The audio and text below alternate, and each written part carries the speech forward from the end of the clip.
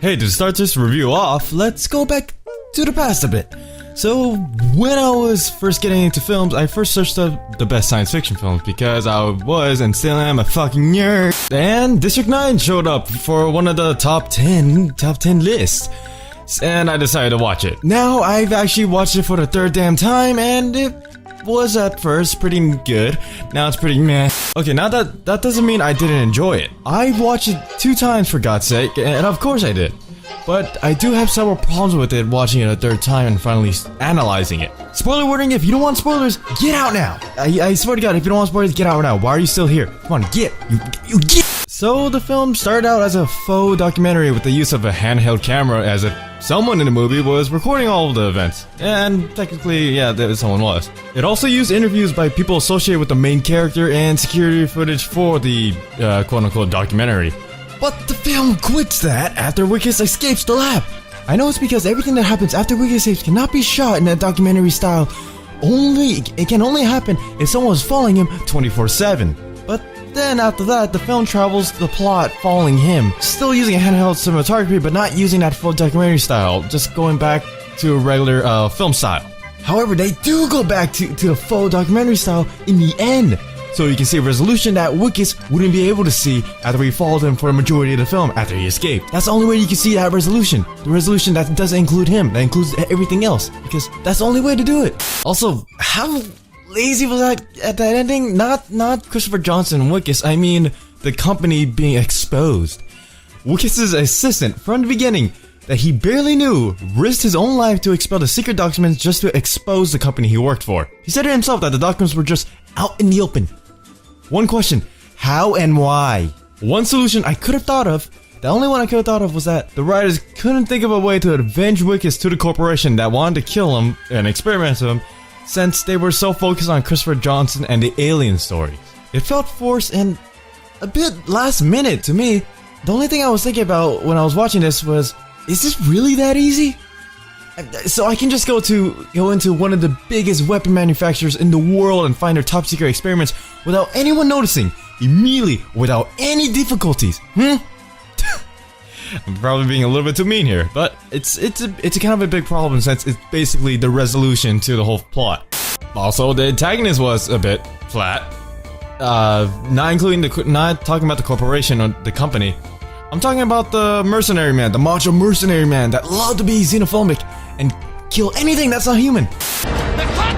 I originally thought he was going to be the company's indirect prejudice to the aliens, but that's never addressed. That's never even shown.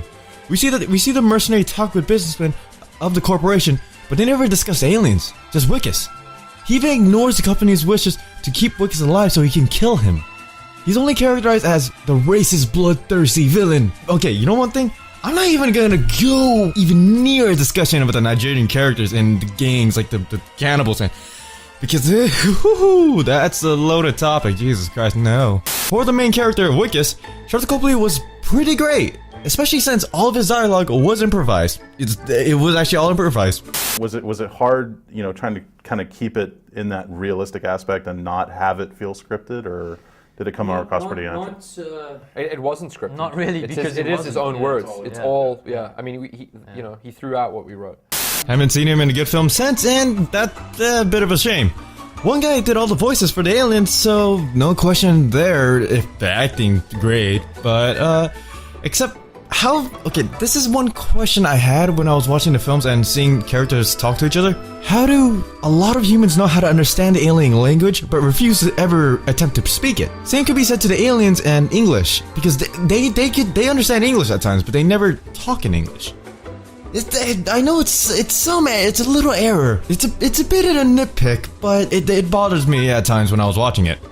I have to say though, the designs for the aliens are amazing to me. I do love them. Because they were created not to look cute, where you just sympathize with them in the beginning, like the Stitch from Lilo and Stitch, even though that was his purpose. You sympathize them because of their character and what they're going through. You just feel bad for them because you don't see them as aliens, you see them as living creatures.